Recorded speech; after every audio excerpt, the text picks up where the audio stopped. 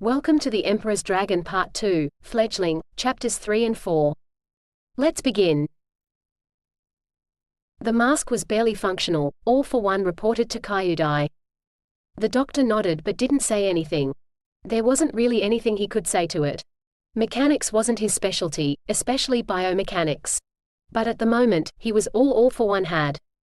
Bringing in healers to save his life was one thing, but bringing in others right at the moment would not send the right signals.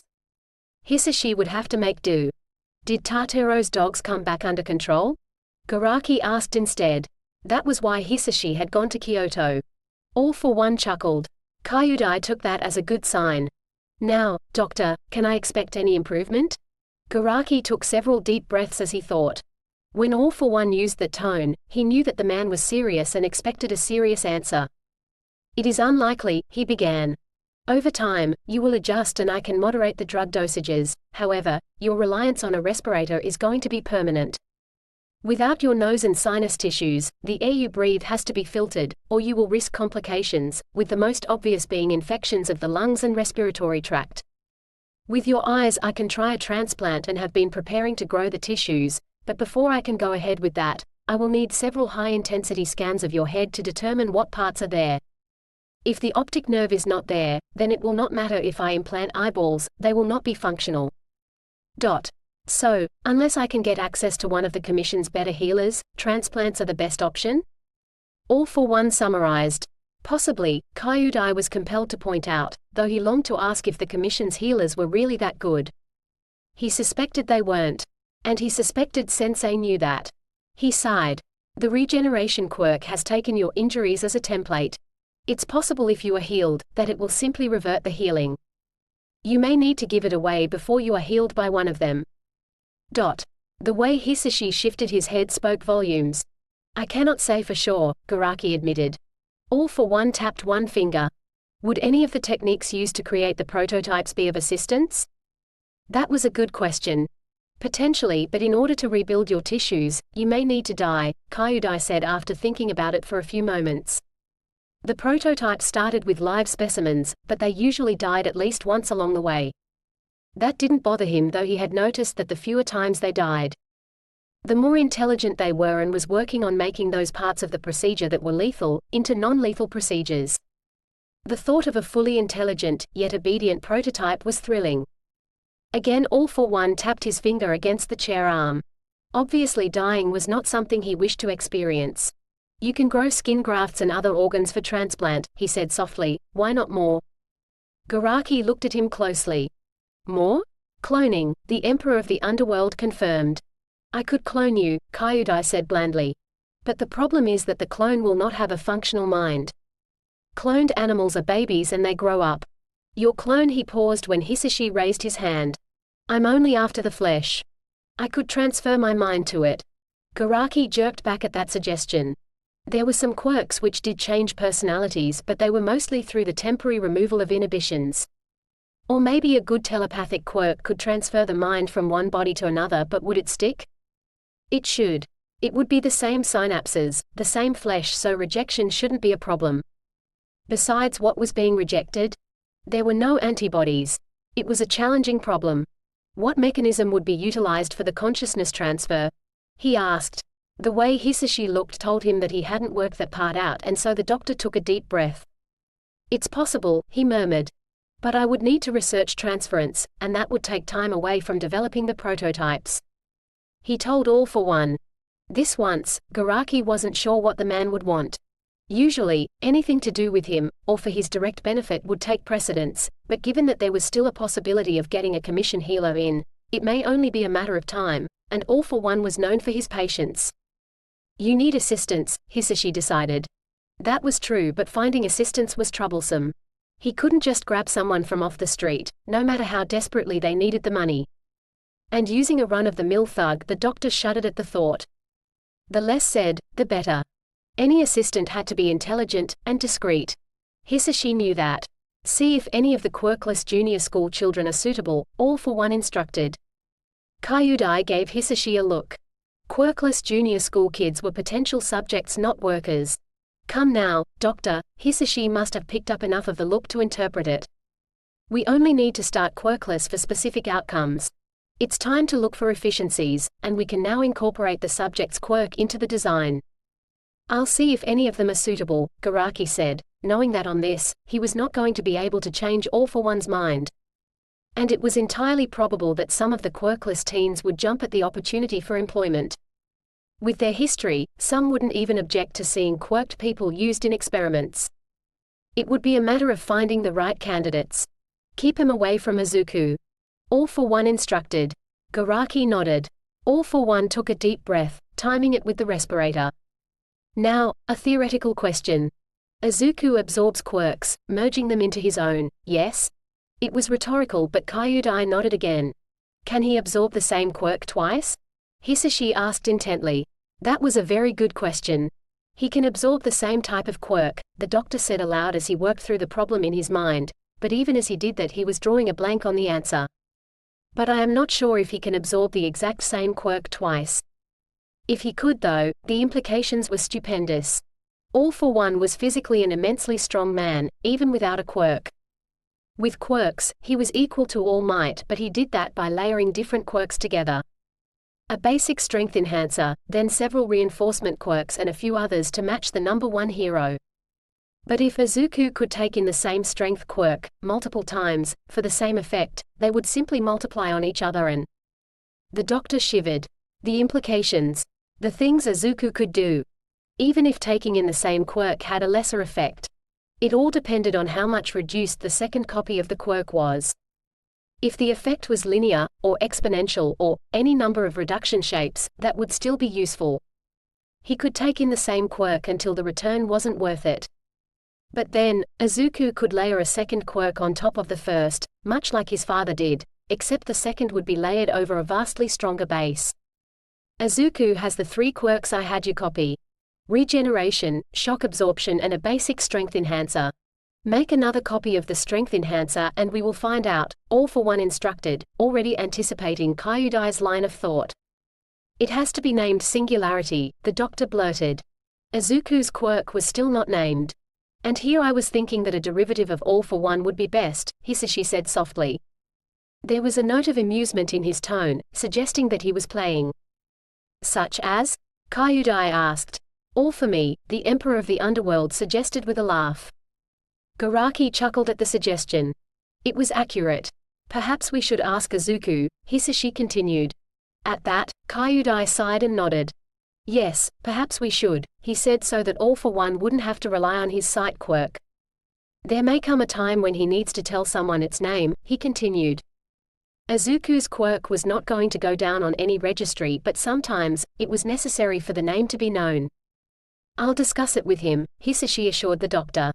In the meantime, start copying the strength quirk with that new procedure, and find yourself some assistance. I think, for the moment, we can guarantee their loyalty without reinforcement. I'll check the registries anyway, Garaki indicated, translating his boss's statement. Reinforcement was code for a controlling quirk.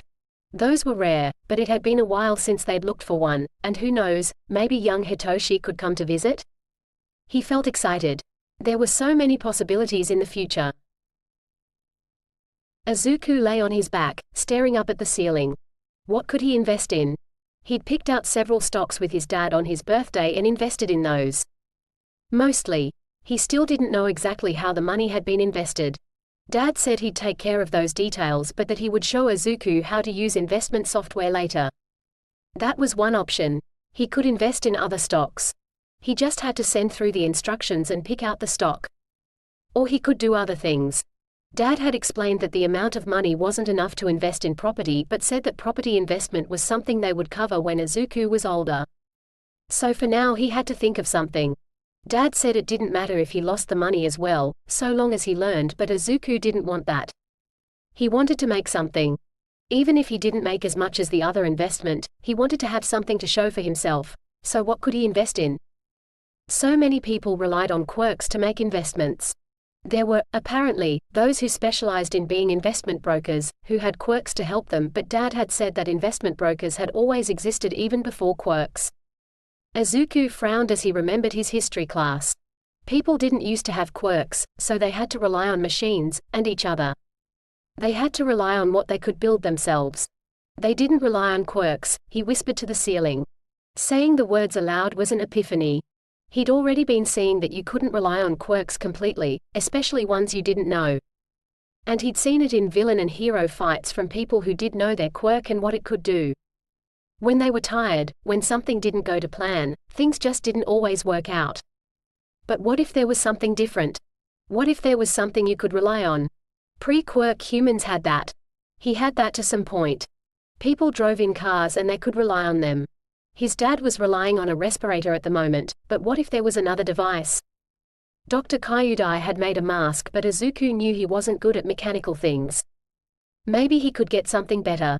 Except, Izuku took a couple of deep breaths. He couldn't just go to a company and ask them to make it. That wouldn't work. There'd be too many questions, and the only companies which would make something like that were support companies. And he couldn't risk that. If someone made the connection. Izuku forcefully shook his head. He was not going to lead them to his dad. He wouldn't let that happen. For an instant he thought about what might happen if the heroes raided here now. He was no longer 6. Kurogiri had been teaching him. He'd definitely make them regret it. He wouldn't let them hurt his dad. Kurogiri would probably tell him he was being overconfident, but he'd find a way. That wasn't what he was meant to be thinking about. He knew what he wanted to invest in, but how did he go about it? Did he research companies and do that? Or pick out an established support company? Except, if he did that, he might make money, but he wouldn't get what he wanted. He had to find someone who could build it for him. He needed someone who could build things. Izuku rolled over, and pulled his phone out from under his pillow. He tapped the screen and opened his contacts. He had met someone who could build things. Sure, he hadn't been able to use the finder, but it didn't rely on a quirk. It wasn't hard to find her contact details on his phone, and this time, he gave the self-given title a smile of hope. Genius creator of invention babies was ostentatious, but she could definitely create something.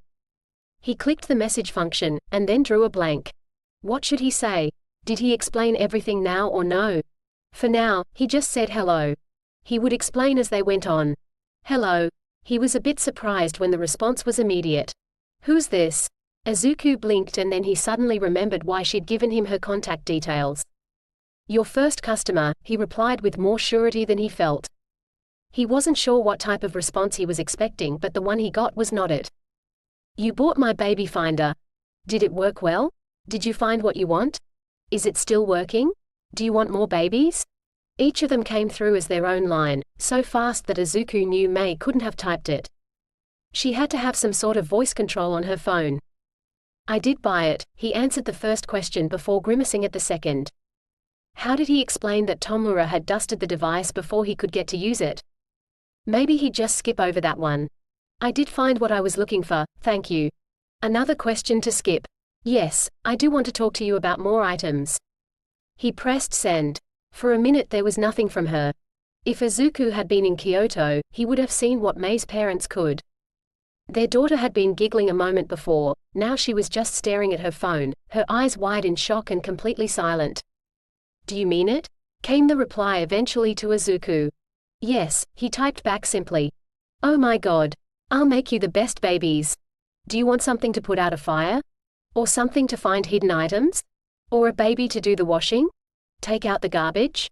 Dust in high corners? Izuku got the feeling that the questions would have kept coming, but something stopped Mei from typing, and with the next text from her, he figured it was probably her parents, who were advising her on what to say.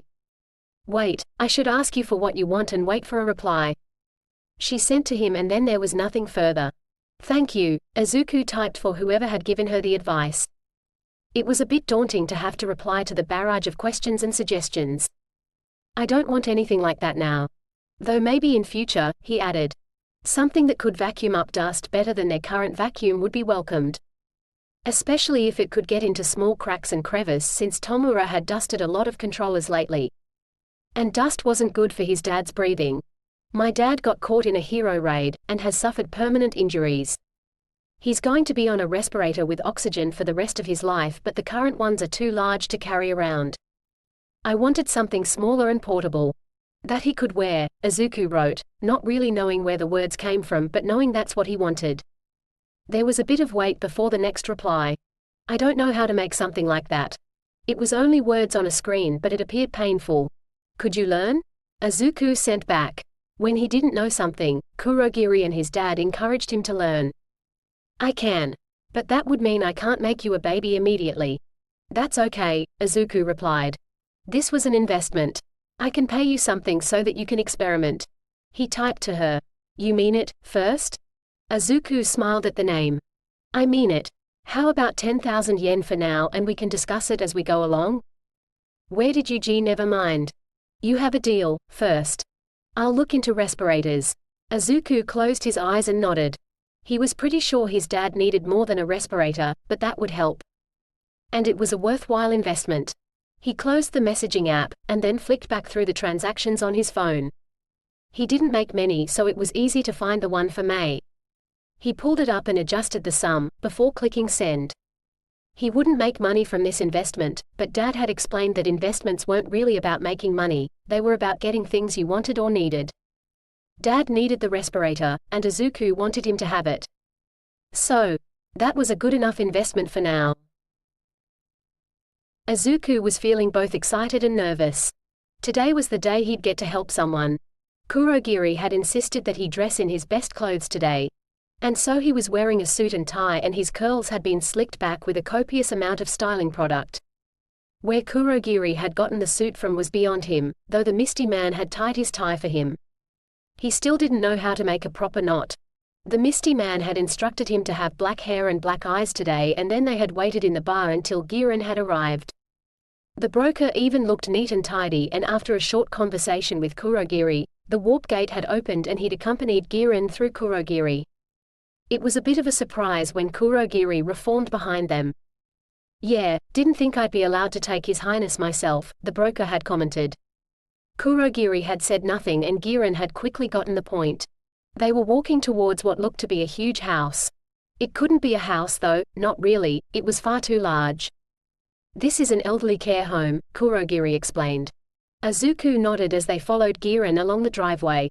There was a covered area at the end of it and Giran just strode into the facility with them in tow. There was a receptionist sitting there.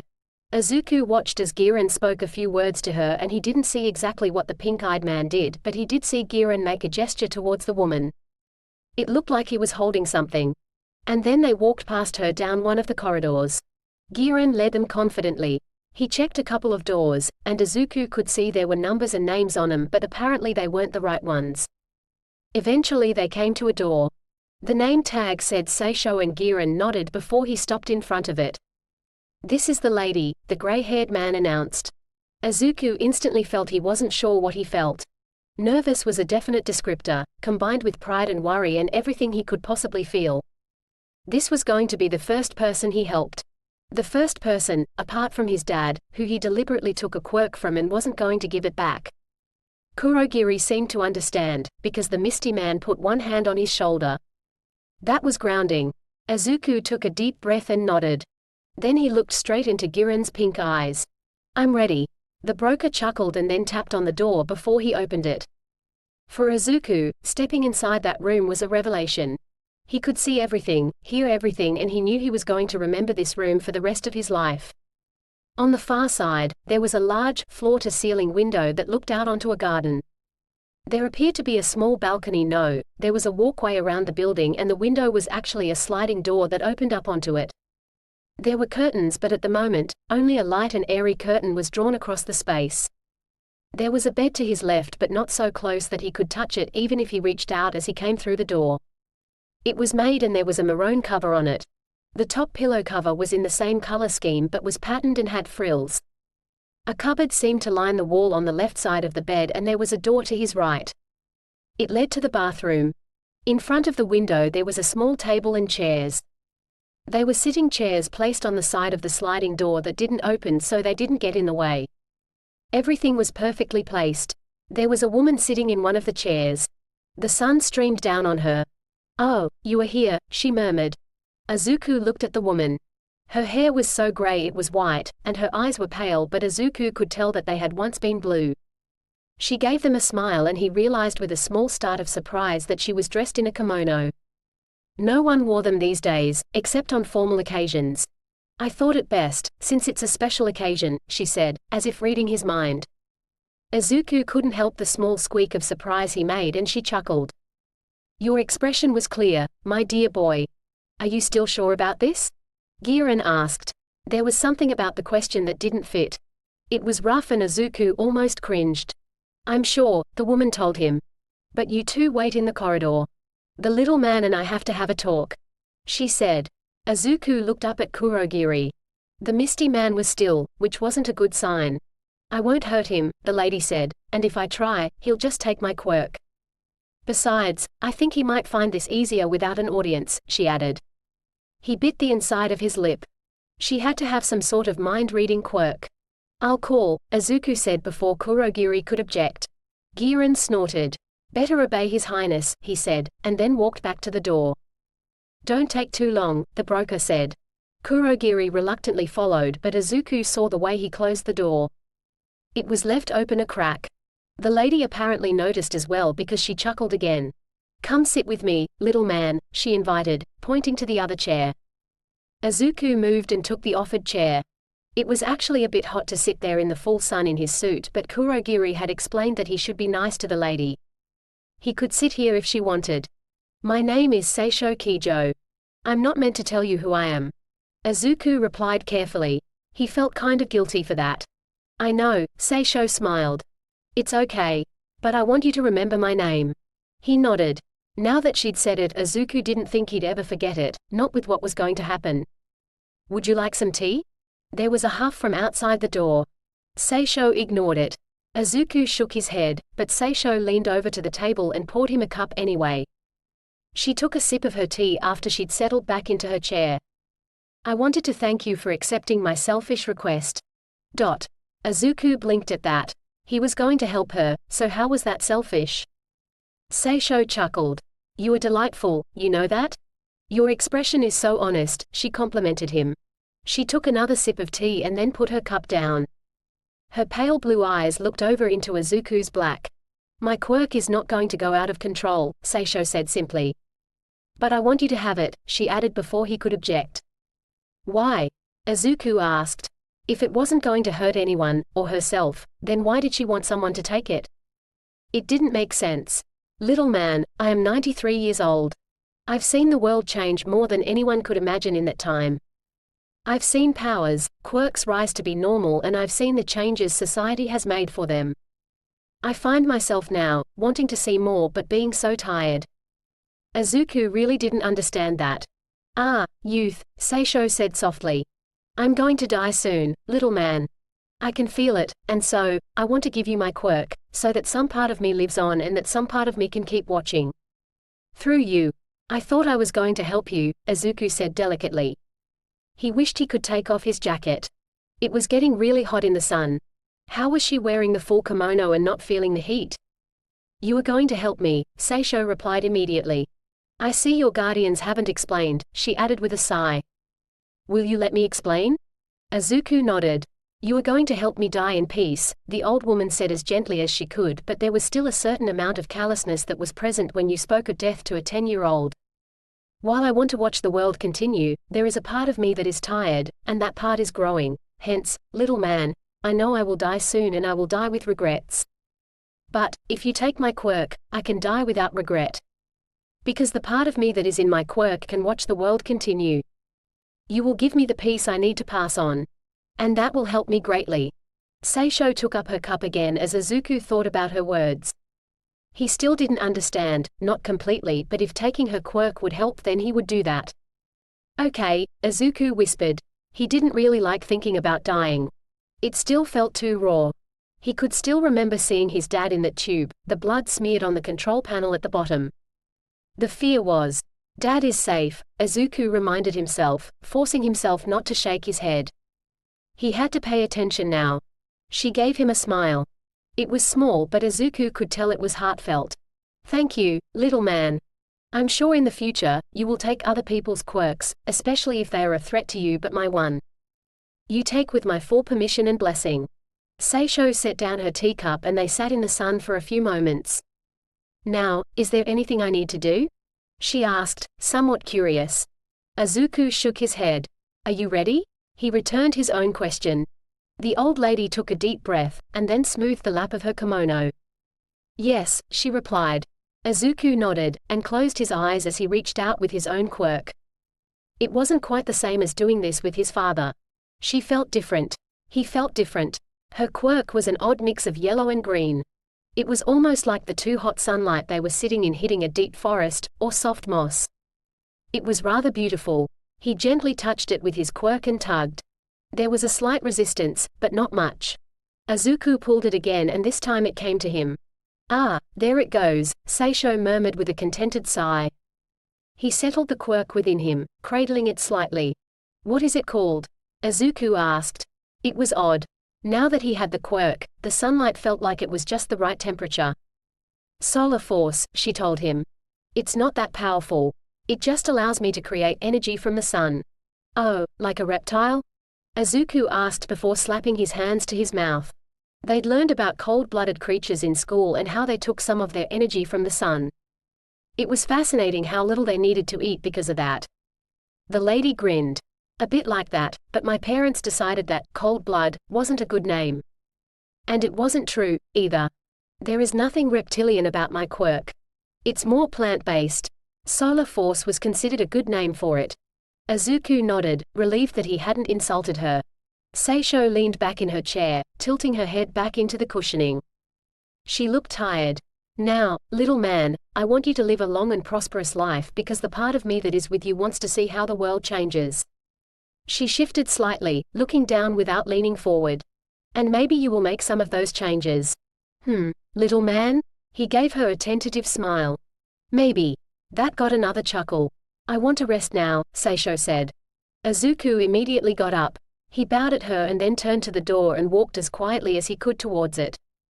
Just as he reached it and was about to slide it open, Seisho spoke again. Thank you. He nodded towards her, not knowing what to say before he turned away and slid the door open. Kurogiri was standing there.